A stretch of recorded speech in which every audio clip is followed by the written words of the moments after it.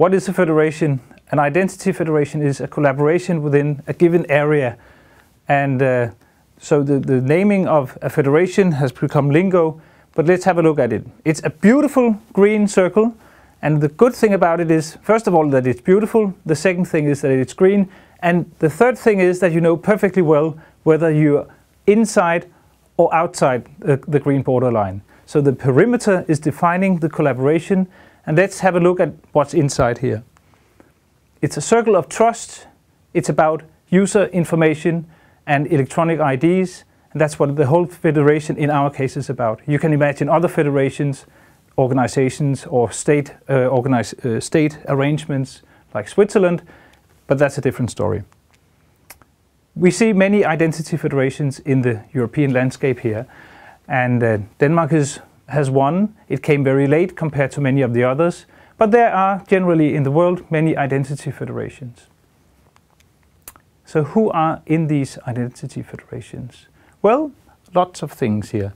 So you see there are wayfs, which are where are you from services. There are users, of course. There are browsers, because these are browser-based things that we work with. And then, of course, there are the service providers, SPs, identity providers, and then legal stuff, which are the arrangements, agreements, and contracts that you will be able to find more information about in another presentation. All this confines or defines the green circle of trust, the identity federation. So what is an identity provider? Which is one of the most important and basic elements in an identity federation? Well, it's an authentication and attribute releasing entity. And that means that you can actually use this service to tell that you are you, which is one important aspect. And then in turn, it releases information about you as you. And this information is what it's all about. This is the information that others can receive and then make decisions upon. So here you see there's a login page where username and password, which is one very common way of logging in or authenticating. And there are some hands delivering user information, which could be in this case surname, username, affiliation. It could be your email address and much else. A service provider, on the other hand side, is the receiver of this information. So here you see someone collecting information, but it's consuming or being handed information about you as a user. And then the service is, of course, the most important part of a service provider. This is what it's all about. But the access control is really at the core here. So you need, as a service provider, to get information about the user, where the user comes from, perhaps what kind of user it is, maybe even personal data like email address and name, phone number, and so on. But the service provider receives this information and then decides whether or not to let you in based on that information. So the basic concept is that you, as a user, go to a service on the left-hand side here. The service is protected, so usually you would have to log in at the service. But in an identity federated world, you don't have a username and password at the service any longer. You can reuse information from elsewhere.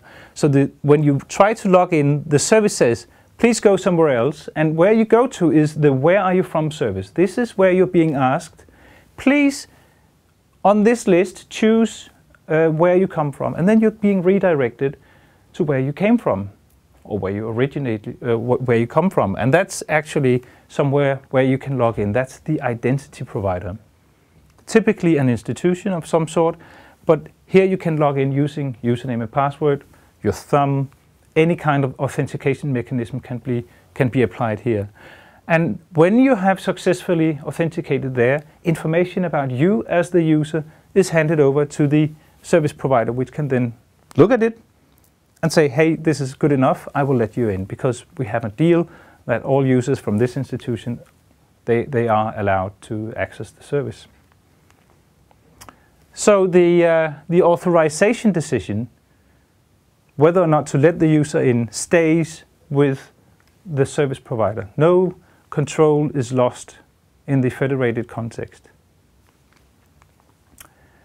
And when you have many service providers and many identity providers, and we all agree that we trust this information which is being handed over, that's where the green circle comes in, and that's what actually the whole identity federation is all about. So why should we federate? Well, many good reasons. One of them is that we need more services and better services to the users. That's a general trend, so you see more and more services in this context. We talk about web-based services. And then you need more users to the services, of course. So it goes both ways. You need to have better services, and the services, in order to improve, they also have to have more users. Now the problem is that not all services can actually, you cannot have a username and password at all services. Then you get into security problems. So the identity management is really at the core of the whole setup here. We need to do it more securely, and therefore also in a scalable way where you can reuse a username and password in different contexts at different service providers. And then we need, of course, better privacy protection. So we have to get away from the trend where you hand over all kinds of information like your name, your email address, phone number, and so on, just because you want to access a service. And then, of course, one of the old ways of doing access control is to use the mechanisms which depend on where you are. For instance, IP address control, where you have to be at a certain physical location, or at a given time, things will shut down maybe. Instead, we need to introduce role-based access management, where you get access because you are something, or you are the person you really are, and not because you sit at a campus or at a library. And this is not new. We've seen this many times before. So this is a beautiful example of federation. So this is one of the first telephones in the world. And the problem, of course, was then that there was nobody to call. And then slowly the neighbor got a phone, and you could connect and you could talk. And you got small phone companies within cities, and they started to interconnect. And everybody trusted, actually, that the accounting was okay, that the phone numbers was managed in the proper way. And all of a sudden you could call between countries and between continents, and the whole world was connected. And now we all have a phone, and it's actually all based on the federated concept. So not much new, except that what we federate now is the identity federations, or the identities and qualities of people, and and now we enable issuing of claims about users that can be trusted. So what stays the same? This is very important, so you don't get frightened. The authorization bit, the access control, stays with the service provider. So you don't lose any control by joining an access an identity federation. And the business relations stay the same.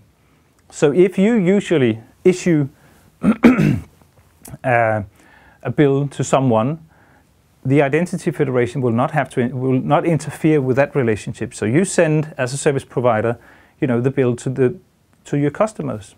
There are no third parties involved in this. So all in all, this is going to solve a lot of problems. It's scalable. It will work. It's working internationally, and not much to be afraid of.